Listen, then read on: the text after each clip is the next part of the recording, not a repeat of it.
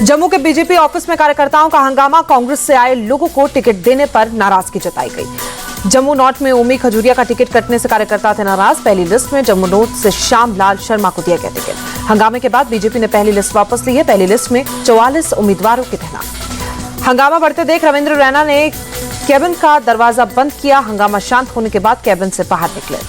5 घंटे में बीजेपी ने 3 लिस्ट जारी की। पहली लिस्ट वापस लेने के बाद नई लिस्ट में 15 उम्मीदवारों का नाम।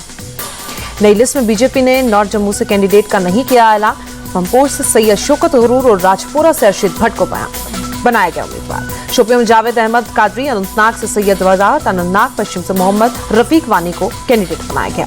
रामबन से राकेश ठाकुर को मिला टिकट। कार्यकर्ताओं ने किया भव्य स्वागत। दूसरी लिस्ट में बीजेपी ने एकमात्र कैंडिडेट का ऐलान किया है। कोकरनाग से चौधरी रोशन हुसैन गुज्जर को टिकट दिया गया है। रविंद्र रैना के कार्यकर्ताओं से अपील, कोई भी साथी नाराज ना हो, राष्ट्र प्रथम की भावना से काम किया जाए।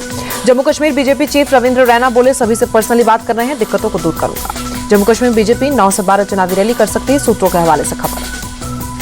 जम्मू कश्मीर के एलजी मनोज सिन्हा ने दिल्ली के गृह मंत्री से मुलाकात की। विधानसभा चुनाव समेत कई मुद्दों पर बात की गई है। झारखंड के पूर्व सीएम चंपई सोरेन फिर दिल्ली पहुंचे। बीजेपी में शामिल होने की अटकलें तेज हुई।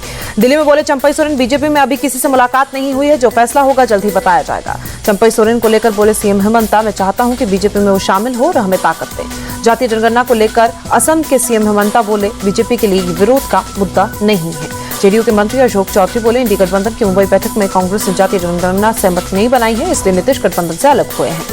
एआईएमआईएम चीफ असदुद्दीन ओवैसी की मांग, 2010 में हुए जातीय जनगणना को जारी करे मोदी सरकार। आरक्षण की 50% सीमा को खत्म करने के लिए संसद में बिल लाए मोदी सरकार, हम करेंगे समर्थन, असदुद्दीन ओवैसी का बयान। बीएसपी चीफ मायावती बोली, राजनीति से संन्यास लेने का सवाल ही पैदा नहीं होता, मेरे बारे में झूठी खबरें फैलाई जा रही है। सपा चीफ अखिलेश यादव बोले, पीडीए का सम्मान नहीं करती है बीजेपी, पीडीए ही शोषित वंचितों का भविष्य। आग्राम बोले, सीएम योगी, राष्ट्र के ऊपर कुछ नहीं, देश तभी सशक्त होगा जब हम एक साथ होंगे।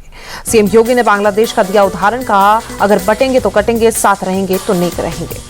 सीएम योगी के बयान पर बोले ओवैसी, शायद वो कहना चाहते हैं कि लोग देश नहीं बल्कि मोदी का वफादार रहे। हरियाणा बीजेपी ने शुरू किया चुनाव अभियान। रोहतक में चुनाव कार्यालय का उद्घाटन किया गया। रोहतक में बोले सीएम नायब सिंह सैनी, हरियाणा में तीसरी बार बीजेपी की सरकार बनने जा रही है। दिल्ली में हरियाणा कांग्रेस स्क्रीनिंग कमेटी की बैठक, डीके शिव कुमार, दीपेंद्र हुड्डा शामिल हुए। सीट बंटवारे को लेकर महाविकास अघाड़ी की आज होने वाली बैठक कैंसिल। कांग्रेस सांसद वसंत चौहान के निधन के बाद ही फैसला लिया गया। महाराष्ट्र कांग्रेस अध्यक्ष नाना पटोले बोले, महायुति में महाभारत चल रही है, फडणवीस ने हाथ खड़े कर दिए हैं। एमपी में लाडली बहना योजना बंद कर दी गई है। कांग्रेस नेता विजय वडेट्टीवार का बयान। आपके 5 पार्षदों के बीजेपी में शामिल होने पर बोले संजय सिंह, एमसीडी चुनाव के बाद सभी को साइडलाइन कर देगी बीजेपी।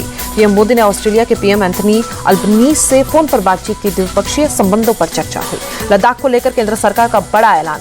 जालंधर, द्रास, शामदुप्रा और चांगथांग नए जिले होंगे। पीएम मोदी बोले, लद्दाख में 5 नए जिलों का निर्माण बेहतर शासन और समृद्धि की दिशा में एक कदम है। गृहमंत्री अमित शाह बोले, लद्दाख के विकास के लिए फैसला लिया गया है, हम वहां के विकास के लिए प्रतिबद्ध। लद्दाख के 5 नए जिले बनाने का ऐलान चुनावी जुमला है। महाराष्ट्र कांग्रेस चीफ पटोले का बयान।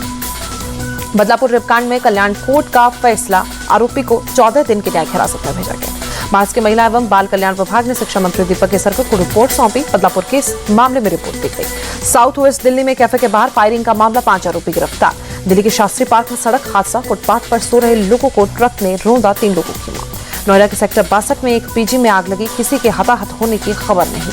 अयोध्या में भक्ति पथ और राम पथ पर फर्जी तरीके से लाइट चोरी का केस दर्ज कराने वाला गिरफ्तार। आरोपी शेखर शर्मा हरियाणा से गिरफ्तार।